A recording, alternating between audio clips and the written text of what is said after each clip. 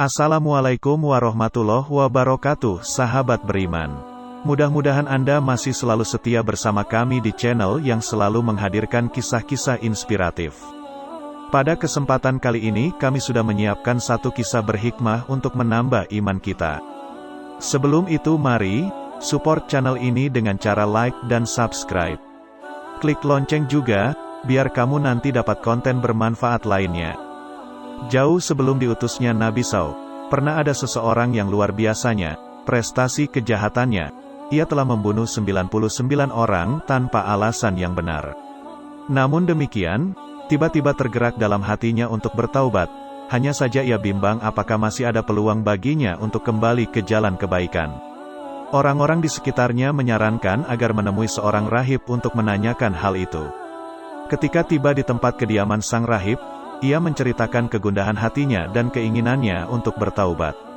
Sang rahib bertanya, "Apakah kesalahanmu itu?" Ia berkata, "Saya telah membunuh 99 orang tanpa alasan yang benar." "Apa?" seru sang rahib penuh kekagetan, "membunuh 99 orang? Tidak ada jalan bagimu, tempat yang tepat bagimu adalah neraka." Lelaki itu sangat kecewa sekaligus marah. Ia sadar bahwa kesalahannya memang begitu besarnya. Tetapi cara sang rahib menyikapi dan memvonis itu sangat melukai perasaannya. Walau hatinya mulai melembut dengan keinginannya untuk taubat, tetapi jiwa jahatnya belum benar-benar menghilang. Tanpa banyak bicara, ia mengambil pisaunya dan membunuh sang rahib. Genap sudah 100 nyawa tidak bersalah yang melayang di tangannya. Tetapi, panggilan ilahiyah untuk bertaubat terus mengganggu perasaannya, hanya saja ia tidak tahu harus bagaimana.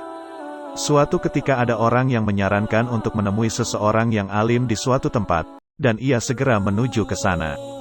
Ketika tiba di tempat tinggal sang alim, ia menceritakan jalan hidupnya, termasuk ketika ia menggenapkan pembunuhannya yang ke-100 pada diri sang rahib, dan tentu saja keinginannya untuk bertaubat. Sang alim yang bijak itu berkata, "Tentu saja bisa, dan tidak ada seorang pun yang bisa menghalangi keinginanmu untuk bertaubat. Tetapi tinggalkanlah tempat tinggalmu itu karena di sana memang kota maksiat. Pergilah ke kota A, kota lainnya, karena di sana banyak orang yang beribadah kepada Allah. Beribadahlah engkau bersama mereka, dan jangan pernah kembali ke kotamu itu. Insya Allah engkau akan memperoleh ampunan Allah dan dimudahkan jalan kepada kebaikan."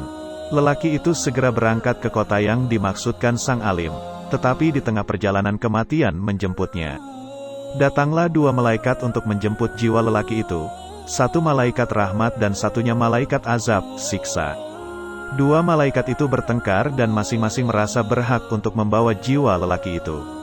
Sang malaikat rahmat berkata, "Ia telah berjalan kepada Allah dengan sepenuh hatinya." Malaikat azab berkata, "Ia tidak pernah berbuat kebaikan sama sekali, justru kejahatannya yang bertumpuk-tumpuk." Mereka berdua terus beradu argumentasi, sampai akhirnya Allah mengutus malaikat yang ketiga dalam bentuk manusia untuk menjadi hakim bagi keduanya. Setelah masing-masing mengajukan pendapatnya, ia berkata, "Ukurlah jarak dua kota itu dari tempat kematiannya ini, mana yang lebih dekat, maka ia termasuk dalam golongannya." Mereka mengukur jaraknya, dan ternyata kota yang dituju, kota tempat ibadah dan penuh kebaikan, lebih dekat sejengkal daripada kota maksiat yang ditinggalkannya. Maka jiwanya dibawa oleh malaikat rahmat, dan ia memperoleh ampunan Allah. Dalam riwayat lainnya disebutkan, sebenarnya lelaki itu belum jauh meninggalkan kota maksiat tersebut.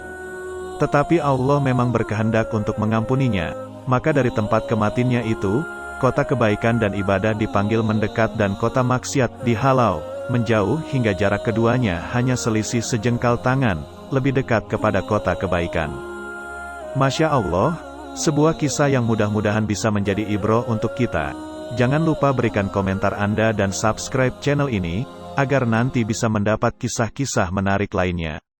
Sampai jumpa, wassalamualaikum warahmatullahi wabarakatuh.